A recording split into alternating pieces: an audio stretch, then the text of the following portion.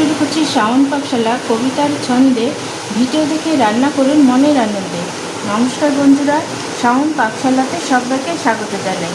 আজকে আমি বানাবো চিংড়ি বড়ার ঝাল। তার জন্য চিংড়ি মাছ তো লাগছে।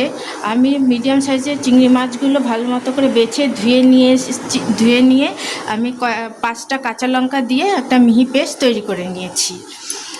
এখানে নিয়েছি পেঁয়াজের বেরেস্তা করে একটু তুলে নিয়েছি, একটা ডিম নিয়েছি, আর এখানে নিয়েছি আর দুটো আলুকে ছোট ছোট করে ডুমো ডুমো করে কেটে নিয়েছি। 4টে চেরা কাঁচা পাকা লঙ্কা, এখানে নিয়েছি রসুন বাটা, এখানে নিয়েছি পেঁয়াজটাকে বেরেস্তা করে নিয়ে মিহি পেস্ট তৈরি করে নিয়েছি, আর এখানে নিয়েছি নারকেল আর কাঁচা লঙ্কা বাটা। এখন আমি রান্নাটা কীভাবে করি আপনারা দেখে নিন। চিংড়ি বড়া ঝাল করার জন্য প্রথমে চিংড়িটা কয়েকটা ইনগ্রিডিয়েন্টস দিয়ে ম্যারিনেট করতে লাগবে, সেই জন্য আমি চিংড়ি বাটাটা দিয়ে দিচ্ছি এর মধ্যে।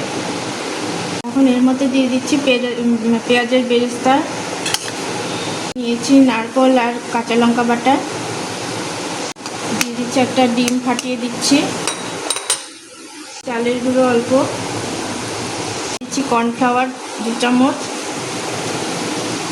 হলুদের গুঁড়ো দিয়ে দিচ্ছি, পরিমাণ মতো লবণ। এখন সব কিছুর সাথে ভালো মতো করে চিংড়ি মাছটাকে মাখিয়ে নেব। বড়াটা করার জন্য আমি কড়াইতে সাদা তেল দিয়ে দিয়েছি, তেলটা গরম হয়ে গেছে। এখন আমি তেলের মধ্যে ব্যাটার থেকে এগুলো দিয়ে দেবো চিংড়ি বড়াটা ভাজার জন্য। চিংড়ির বড়াগুলো ভাজা হয়ে গেছে, এখন আমি এগুলো তুলে নেব। এখন চিংড়ি বড়া ঝালটা করার জন্য, গ্রেভিটা তৈরি করার জন্য দিয়ে দিচ্ছি 2টো শুকনো লঙ্কা ফোড়ন, আর দিচ্ছি গোটা জিরে।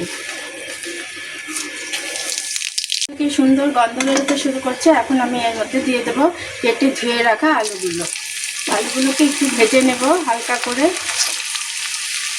দিয়ে দিচ্ছি, আলুটা হালকা করে ভাজা হয়ে গেছে, এখন দিয়ে দিচ্ছি চেরা কাঁচা পাকা লঙ্কা,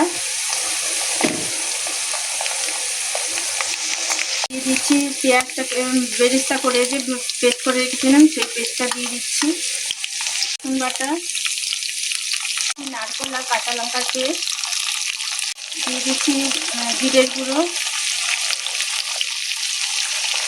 দিয়ে দিচ্ছি হলুদের গুঁড়ো, ঝাল লঙ্কার গুঁড়ো, দিয়ে দিচ্ছি কাশ্মীরি লঙ্কার গুঁড়ো, দিয়ে দিচ্ছি টক দই, দিয়ে দিচ্ছি পরিমাণ মতো লবণ।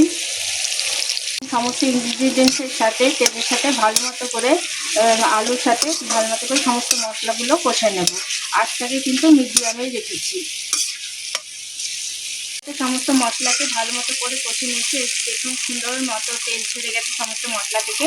এখন আমি এর মধ্যে দিয়ে দেবো পরিমাণ মতো জল। আমি তো আলুটা দিয়ে আজকে গ্রেভিটা তৈরি করলাম।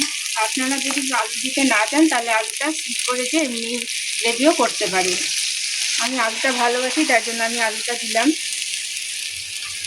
গ্রেভিটা ভালো মতো ফুটে গেছে, এখন এর মধ্যে আমি দিয়ে দিচ্ছি গরম মশলার গুঁড়ো, এর মধ্যে দিয়ে দেবো ভেজে রাখা চিংড়ির বড়াগুলো।